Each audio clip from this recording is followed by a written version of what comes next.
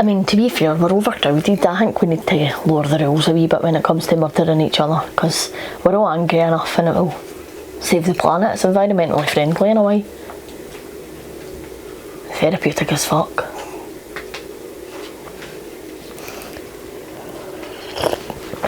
Anyway, let's pretend to be nice on the internet.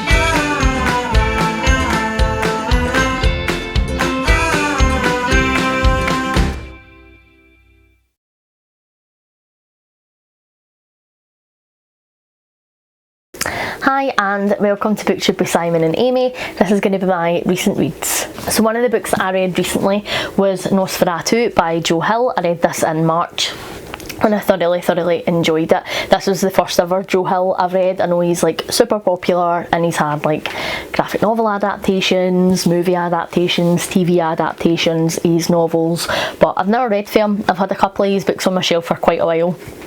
And to be honest, what put me off was the size of this bad boy. Like, my ADHD brain makes me gravitate towards either thinner books or books that I know I'm going to get through rapid. Like if it's a series that I'm continuing or whatever that I'm really enjoying. And so like the sheer bulk of this bad boy was just putting me off for ages. But I'm so glad I picked it up and I finally read it because I thoroughly enjoyed it. So our main character, Victoria, in this, she has a bit of a unique skill in that when she puts her mind to it, she can find anything that is missing, anything at all that goes missing. She thinks about it long enough, she ends up on this like bridge in her head on her bike, and the bridge takes her to whatever it is that is missing and she can find it. And she uses her skill throughout her life for various different things. And then our other character, Charlie Manx, who's our baddie, he also shares the same skill in that he can make mindscapes of places as well, and he has made one called Christmas Land in which he kidnaps children. He kidnaps kids who are usually from poor upbringings, who are a wee bit troubled, and he lures them away to Christmas Land to live with him forever. And their paths cross when Victoria is young. Victoria manages to evade Charlie, which he doesn't take very kindly to, and then their paths cross again when she is older, when she has a kid of her own and he unfortunately goes missing, and she suspects very strongly that it is Charlie that has kidnapped him. There are some other really good side characters along the way that we get to know who are threaded in and out the book over Victoria's life as well, who were absolutely brilliantly written, but Victoria for me was the absolute standout character for this novel. She was phenomenally written, and I think because we get introduced to her when she's so young and we get to join her on her journey across the book, like becoming a bit of a troubled teen and not really having a great relationship with her own family, and just, you know, some different things that happen to her, and seeing where she ends up in life and finally getting a bit of happiness for it all to be taken away again by Charlie Manx. Like, you really felt for her, and I feel like Joe Hill did a really great job of allowing you totally into Victoria's brain, and you as the reader can sort of tell where things are going before the other people around Victoria can tell where they're going, which makes for a really satisfying, gut-wrenching ending. But I really loved her as a character. She's one of the characters that is going to stay with me. She's like foul-mouthed and just does her own thing, and she was super funny, but like, you really felt for her, and I rooted for her all throughout this book. I thought that she was just superb. And Charlie was also really well written. I found him super creepy, but I actually feel like we could have done a wee bit more with Charlie, to be honest. I feel like we knew very well why he did what he did and what he was, and how that worked was sort of a thread throughout the book, which is fine, and I don't mind that. But I feel like in terms of him as a character, like, I'm just trying to think about other horror novels that I really enjoy, like David Sodergren.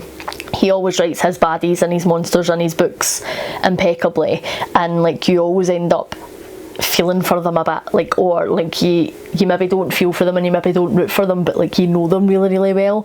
And I just felt like there was a bit of that missing for here for me with Charlie, although he was certainly a creepy character and I did enjoy reading from his perspective. I felt like I never got to know him to the same depth as I got to know Victoria, and I would have liked to have. So if you go into his really dark, twisted, sick brain a bit, I really enjoy that as a reader, and I felt like that was missing a wee bit for me. But it was very creepy, very like charming, like very, I don't know, like traditional, I guess, in terms of his views, and he tried to use that as a way to lure people in. And he reminded me of the Buffy episode of the creepy guys in the suits. Like, that was just what I had pictured in my head every single time Charlie was on screen. But I really enjoyed this. It was a 5-star read for me.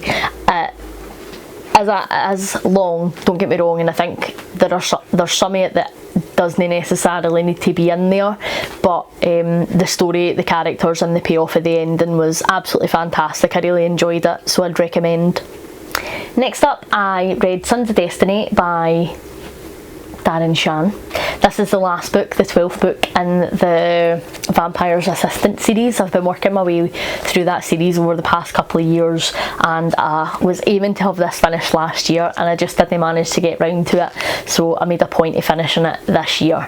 It is the finale in a 12-part series, so there's no a huge amount that I can say about this that isn't spoilery, so be warned if this is a series that you're planning to read.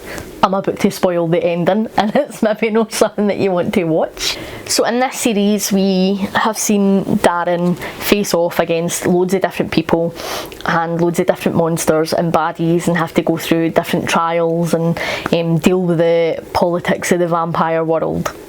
And in this book, it's everything that's been leading up to.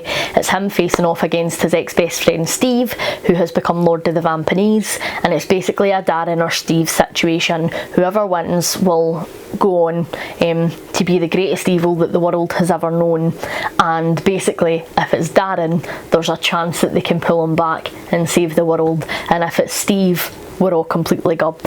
And I have really enjoyed this series. A lot of the criticism that I've seen of this series is that it's very clickbaity and it's very like, oh, but what happens next? And you know, it sort of ends on cliffhangers to keep you picking the next one up, which I don't mind. Normally I would hate it in a book, but I'm mindful of the fact that this is a middle grade book, so it's aimed at kids who might need that to hook them back in to pick up the next one, and so it doesn't bother me so much when it is a middle grade, or when I know that I am the recommended audience, you know, that it's trying to target with those hooks. So that doesn't bother me too much. However, I will say I felt like this series wrapped up really, really conveniently. Darren Shan hasn't been one who shies away from killing off characters. He's never been one who shies away from putting his characters in real peril and danger, and we've lost some really good friends along the way. And so I was expecting to go into this and for it to be, you know, the usual gut punch style, knowing that there's a chance we're going to lose favourite characters, knowing that there's a chance it's all going to go Pete Tong. But I felt like everything was just really wrapped up super neatly and conveniently in this, and I didn't really like that. I felt like he lacked the courage of his convictions a bit, but actually just giving us like that gut-wrenching ending. You know, it was sort of one of the, this is the ending, devastating, horrible, but fine, we'll deal with it, and then here's a magical fix that just makes everything 1,000 times better, which has rendered the rest of the series pointless. Which was just a bit frustrating for me personally. I do think it was clever, and I like the impact that it has on this series of books, I suppose. I'm trying not to spoil it too much, and I think that was interesting the way in which he did it. However, it just means like what I've spent the last year of my life reading was pointless, and I didn't really like that. Overall though, I did really enjoy the series, and I think that these would be great if you were reading them at at the age that they are appropriate for. I did enjoy them up until this last one though, to be fair. I did the audios for these because they were part of like the Audible subscription that you didn't need to use your credits for. You got them as part of their membership content, and like they were a couple of hours each, so they were great for just like firing on while I was completing a task or whatever. But I did enjoy this one. It ended up being a 4-star for me in the end. Then I read Romancing Mr. Bridgerton by Julia Quinn. I have the beautiful, lovely Illumicrate editions of these. They are like some of my most prized possessions. They're just stunning. So this is the 4th book in the series. This is the book about Colin and Penelope, for anybody who has watched the TV show or previously read the books. This is their novel, and I thoroughly enjoyed this. I have been somebody that has shipped Colin and Penelope for the very beginning, so this book just... it made me sing. Like, I got everything that I wanted. It was a really fun time. I'm enjoying the Bridgerton books so much more than I thought that I would. Like, on paper they just don't seem like my cup of tea whatsoever, but they're witty. Like, they take the mick out of each other. I really love like the banter between all the family, and it just feels like now jumping in to hang out with pals and like seeing what's happening in their lives. Like, they are super well written, and I'm just really enjoying it. The like descriptions of like the time and the dresses and the ball scenes like don't actually bother me too much, whereas before that was something that I really didn't enjoy about books. But I've actually found that if I care about the characters enough, then like all the super descriptive, flowery stuff doesn't bother me as much.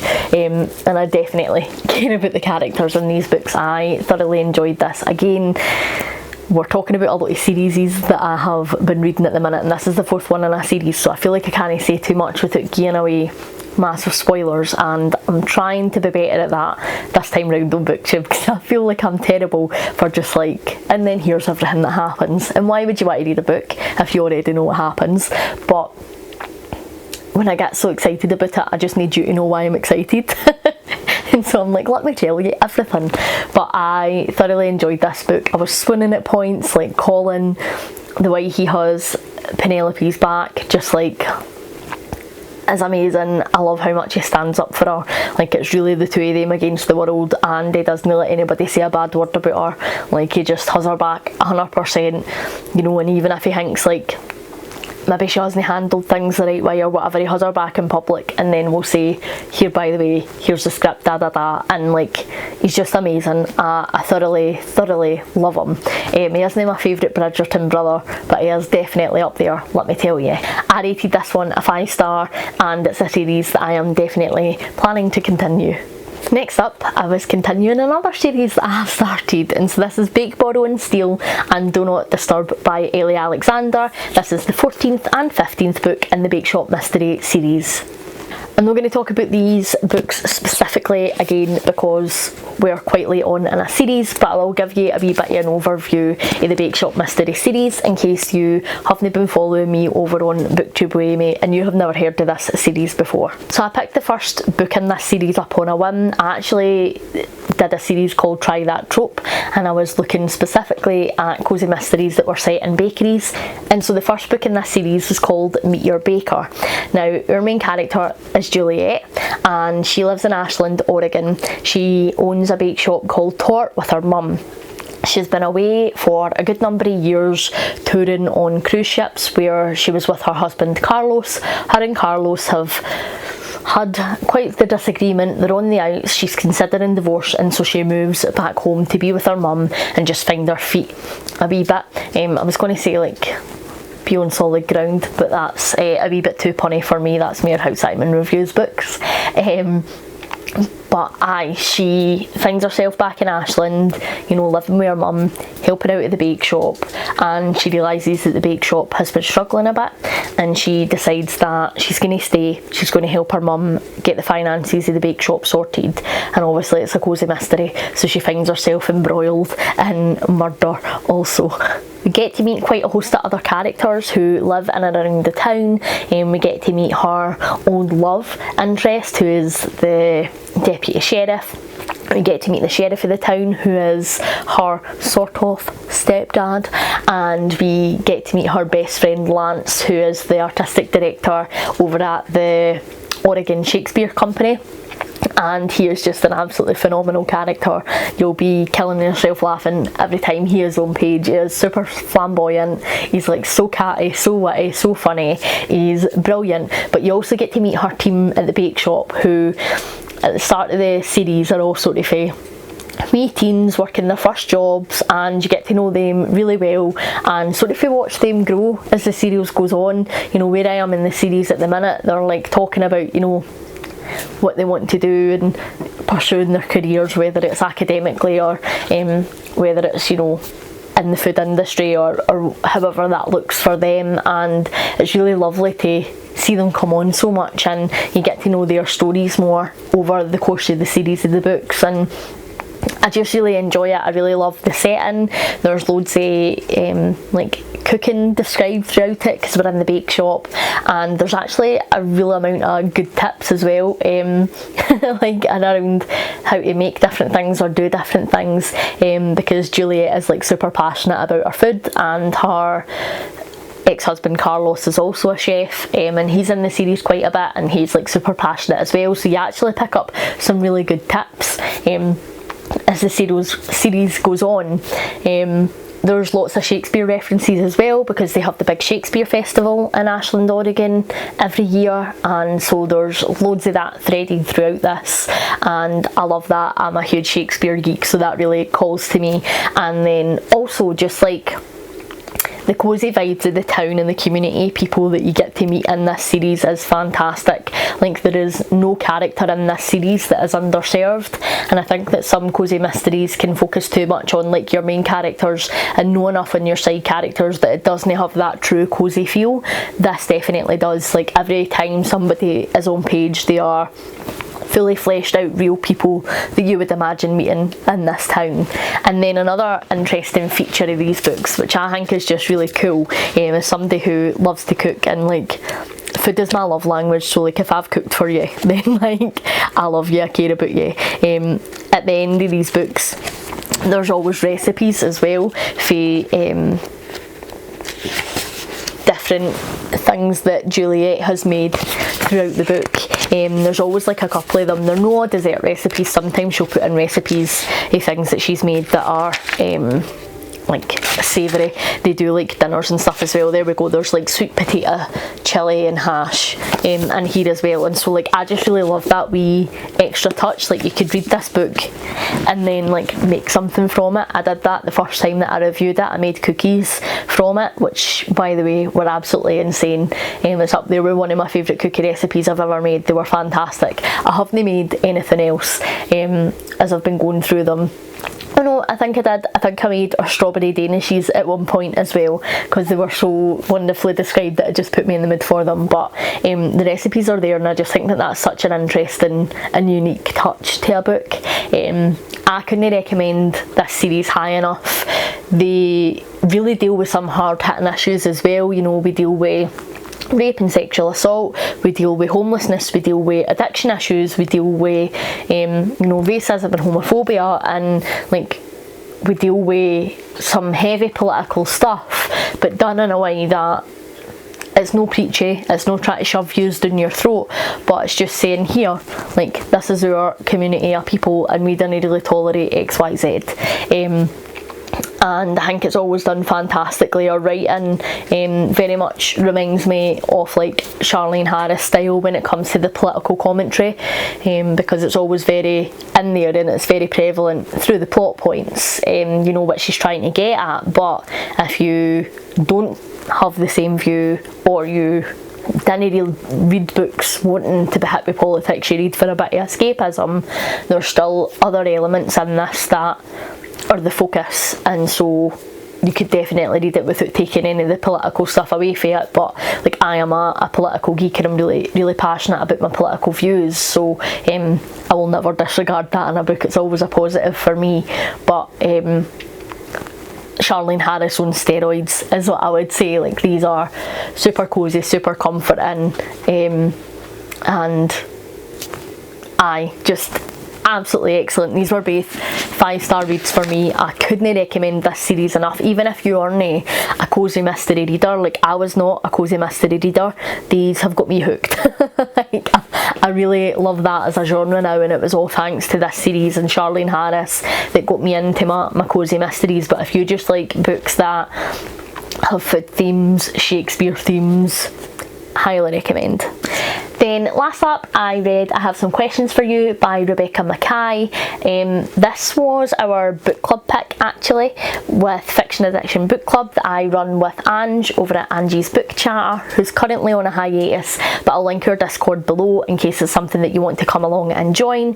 We read a book every 2 months, and we have quite a mix of genres, to be honest. We tend to just pick between what's on Angie and I's shelves and radar and what we fancy. There's no real rhyme or reason, so we just read a wee bit of everything in terms of the genres. But this was one of your picks recently. Our main character in this is called Bodhi, and she hosts a really successful true crime podcast, and in her past she was actually part of a true crime story that happened. She went to this super elite private boarding school, and her roommate got murdered, and it was sort of a whodunit. It was pinned on a teacher, and she never really believed it was him, and off the back of that, she's decided to do her true crime podcast and try to help other people solve cases that are close to them. And she's never really dove into the case that she was involved in. She's never wanted to. She felt like it would be in bad taste, and she doesn't want to dredge everything up, and she feels like it would be a bit biased because she was involved in it and it was her roommate for her to be the one that investigates it. But she gets offered a teaching post back at the old school. She goes back, and she's running like a mixed media course for her students, and one of the challenges she sets them is to start their own podcast, and one of the groups decide to pick this case, and she's like, cool, you can run with it, but like, don't expect it to be easy just because I know the score. Like, I'm not going to give you extra support or any extra help or anything on it. But because they are investigating and bringing up a lot of stuff for her, it re-triggers everything for her, and she decides that she does want to get involved, and so her and the students end up opening this case back up and solving the case. And that's all I'm going to say. I'm not going to say who did it or anything like that, because I think this book works best if you just go into it and you're figuring stuff out as they are. There's a subplot in here as well about the Me Too movement, where Bodhi's ex-husband, who she's still very linked with, they have kids together, and although they are separated in this, like, it's no official, they're still living in the same property, like they're separated, but in no way other than the fact that they have said that they are separated.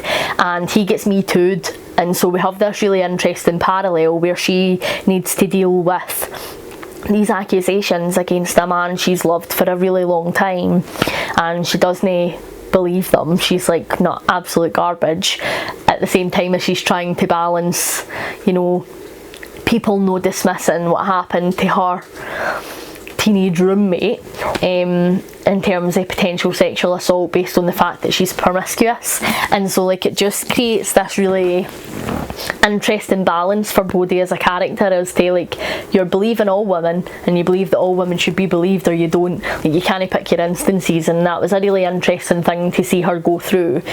She's sort of the age to me, so she's in like her 30s, and it was interesting to see her view on the younger women who are coming forward against her husband, and like how social media plays a part in it, and what she would deem to be actual sexual assault and not sexual assault based on her past experiences. And I felt like that was really interesting. I know loads of women who are ages with myself and slightly older who have actually looked back on their sexual history and said, this wasn't alright, because I think when we were growing up it was fairly common for you to be having, you know, sex young and also with older guys, and you know, there were maybe some situations that on reflection you've looked back on and went, that shouldn't have happened and that wasn't alright, and like, I couldn't have consented to that, and therefore this was sexual assault, and we sort of see Bodhi go through a really similar set of circumstances to try and get her head around,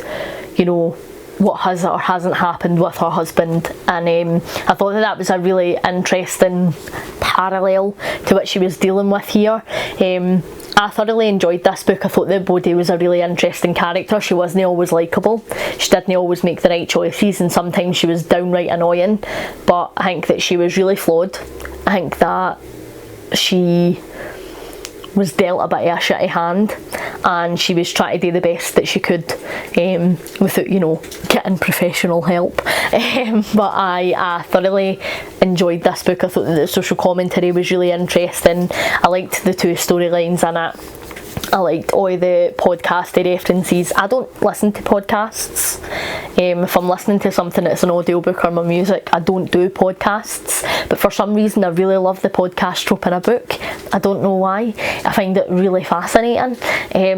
But I really thoroughly enjoyed this. It obviously deals with heavy topics, so like, check your trigger warnings, but I would recommend it so much. This was a 5-star for me. I had a great time, and most of the people who read it as part of the book club really enjoyed it as well. Simon hated it, he DNF'd it, but I had a really great time. Can you say you had a great time about a book that's about rape and murder?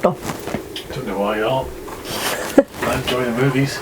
Simon. What? That is everything that I have been reading at the moment. Hopefully you're enjoying everything that you're reading. Please like and subscribe if you haven't already, and I'll catch you in the next one. Bye!